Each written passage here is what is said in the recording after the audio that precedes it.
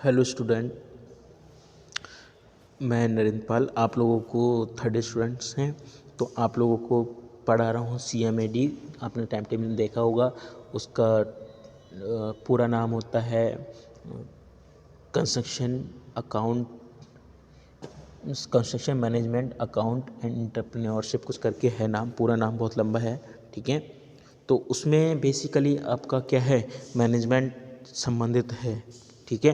कि आपको कैसे कोई भी प्रोजेक्ट है उसकी कैसे प्लानिंग करनी है, उसे कैसे बनाना है, उसके लिए टीम कैसे तैयार करनी है, टीम से कैसे काम कराना है, जहाँ काम करना है उसे कैसे मैनेज करना है, वो सब चीज़ें पढ़नी हैं, ठीक है। तो कैसे उस पर बजट लगाना है, बजट की प्लानिंग कैसे करनी है, सारी टॉपिक इसमें आपको वो कवर करने हैं, ठीक है।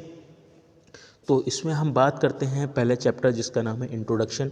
इंट्रोडक्शन में कुछ चीज़ें आती हैं जैसे निर्माण प्रबंधन, ठीक है। हम बात करते हैं कि निर्माण प्रबंधन क्या होता है, कंस्ट्रक्शन मैनेजमेंट क्या होता है, ठीक है।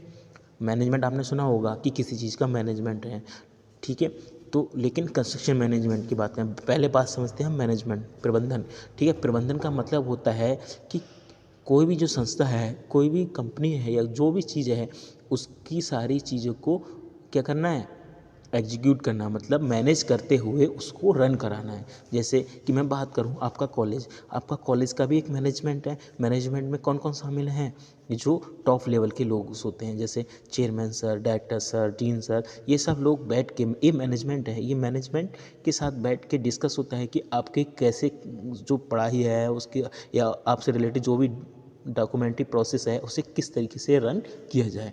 तो मैनेजमेंट भी एक जो कंस्ट्रक्शन मैनेजमेंट होता है, जब हम कोई कंस्ट्रक्शन प्रोजेक्ट लागू करते हैं तो उसमें भी एक हमारा मैनेजमेंट होता है जो डिसाइड करता है कि हमारा प्रोजेक्ट किस तरीके से रन करेगा, ठीक है। टॉप लेवल, किसी भी संस्था का जो टॉप लेवल होता है वो मैनेजमेंट कहलाएगा, एक तरीके से आप ये समझ सकते हैं, ठीक है। जैसा नोट्स में देखें, आपको दिख रहा होगा स्क्रीन पे, विभिन्न वर्गों के श्रमिकों तथा कर्मचारियों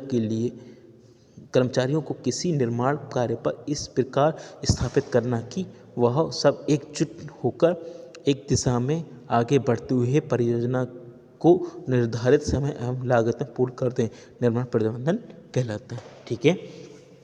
जो निर्माण प्रबंधन का मतलब क्या है कि जो विभिन्न,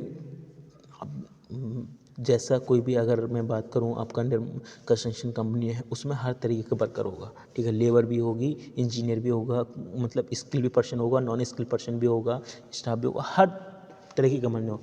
लेकिन क्या है, उन सब के बीच एक तालमेल बनाते हुए, ठीक है, एक यूनिटी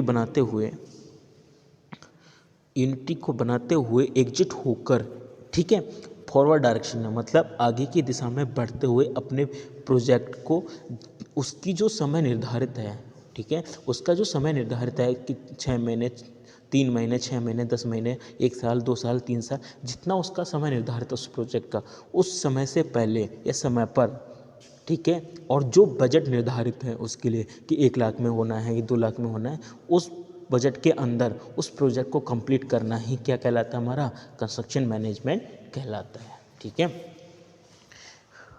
नेक्स्ट है आपका उद्देश्य, ठीक है। उद्देश्य की बात करी जाए तो निर्माण प्रबंधन के निम्नलिखित उद्देश्य हैं। कौन कौन से उद्देश्य हैं, निर्माण कार्य को निर्धारित अवधि में पूर्ण करना, ठीक है। जो भी हमारा कंस्ट्रक्शन वर्क है उसका जो प्री डिसाइड शेड्यूल है, ठीक है, जो प्री डिसाइड शेड्यूल का मतलब जो पहले से निर्धारित समय है उसके अंदर हमें उसे कंप्लीट करना चाहिए, ठीक। अगला है सामग्री तथा श्रम का अपव्यय रोकने के लिए, ठीक है। होता क्या है कि जब आप कोई काम चल रहा होता है उस पर अगर किसी की कंट्रोलिंग पावर नहीं हो, ठीक है, मैनेजमेंट सही से नहीं किया जा रहा हो वहाँ पे, तो क्या होगा, जो काम एक बंदा करके देगा वही 2 काम 2 बंदे कर रहे हैं, ठीक। तो हमें क्या बचेगा, ठीक। जो काम एक बंदा कर सकता है तो हम 2 से क्यों कराएंगे, ठीक। अगर आप नहीं करोगे तो वो 2 ही करेंगे उतना काम, तो एक बंदे का एक्स्ट्रा पेमेंट होगा, ठीक। ऐसे मटेरियल में जो मटेरियल बेस्ड करेंगे, ठीक। तो वो क्या है, उस सब को हमें रोकना चाहिए, ठीक। उस सब को रोकने के लिए क्या है, हमारा मैनेजमेंट होना ज़रूरी है। परियोजना की लागत को निर्धारित सीमा में रखना, ठीक है। अब होता क्या है कि अगर हम कंट्रोलिंग पावर नहीं रखेंगे तो जो कॉस्ट है, प्रोजेक्ट कॉस्ट डिसाइड होती है कि जैसे कोई भी देखा होगा कोई प्रोजेक्ट बनता है तो उससे पहले उसमें क्या होता है कि लेक्चर बनाने के लिए कोई प्रोजेक्ट होता है उसको बनाने के लिए क्या होता है कि उसकी कॉस्ट डिसाइड करी जाती है कि 1 लाख में इस प्रोजेक्ट को कंप्लीट करना है या 2 लाख में प्रोजेक्ट को कंप्लीट करना है। तो उसको बनाने के लिए निर्धारित जो कॉस्ट है, ठीक, उसी कॉस्ट में हमें उसे प्रोजेक्ट को कंप्लीट करना चाहिए, हमें उसे खींचना नहीं चाहिए कि मतलब अब खींचोगे तो एक्स्ट्रा खर्च होगा तो लॉस होगा। होता क्या है, या तो उससे निर्धारित समय से कॉस्ट है उससे कम में प्रोजेक्ट को कंप्लीट करो या फिर उसको उसी निर्धारित कॉस्ट में। अगला है निर्माण कार्यों से जुड़े सभी लोगों में सहयोग बनाए रखना, ठीक है। अब जो प्रोजेक्ट चल रहा है उसमें जितने भी वर्ग के लोग उसमें इंक्लूड हुए हैं, जुड़े हैं, उनमें क्या है, यूनिटी बनाए रखनी है, ठीक है। सब लोग आपस में मिलजुल कर काम करने वाले होने चाहिए। ऐसा ना हो कि मतलब अलग अलग उसमें ईगो है, कोई कह रहा कि मैं इसके साथ काम नहीं करूँगा, ये ऐसा है ये वैसा है, ऐसा नहीं होना चाहिए। सब में तालमेल बना होना चाहिए। तालमेल कब बनेगा, आप जब कोऑर्डिनेशन बना के रखोगे, एक दूसरे को कोऑर्डिनेट करते रहोगे, एक दूसरे के कांटेक्ट में रहोगे। अगला है निर्माण स्थल पर दुर्घटनाओं को कम करने के लिए, ठीक है। जब कोई कंस्ट्रक्शन वर्क चल रहा होता है उसमें कोई एक्सीडेंट ना हो, उसमें भी कब होगा ऐसा काम, जब आप वहाँ पर कंट्रोलिंग पावर अपनी सही से रख पाओगे, ठीक है। तो ये हैं हमारे निर्माण प्रबंधन के उद्देश्य, जिन्हें ध्यान में रखते हुए हमारा निर्माण प्रबंधन की आवश्यकता होती है, ठीक। बात करते हैं निर्माण मंडली, कंस्ट्रक्शन टीम, ठीक है। जो कंस्ट्रक्शन होता है, निर्माण मंडली होती है, उसमें कौन कौन से लोग मौजूद होते हैं, ठीक है। तो 3 लोग होते हैं। पहला होता है स्वामी या मालिक, ऑनर जो होता है। दूसरा होता है इंजीनियर या आर्किटेक्चर, ठीक। तीसरा होता है ठेकेदार, ठीक है। ये किसी जो निर्माण टीम होती है या जो मैनेजमेंट टीम होती है उसको डिफाइन करते हैं, ठीक। ऑनर क्या होगा, जैसे एक बंदा है उसे घर बनाना है, ठीक। वो घर बनाने के लिए मिला, उसे घर बनाने के उसे वो किससे मिलेगा, इंजीनियर और आर्किटेक्चर से मिलेगा, ठीक।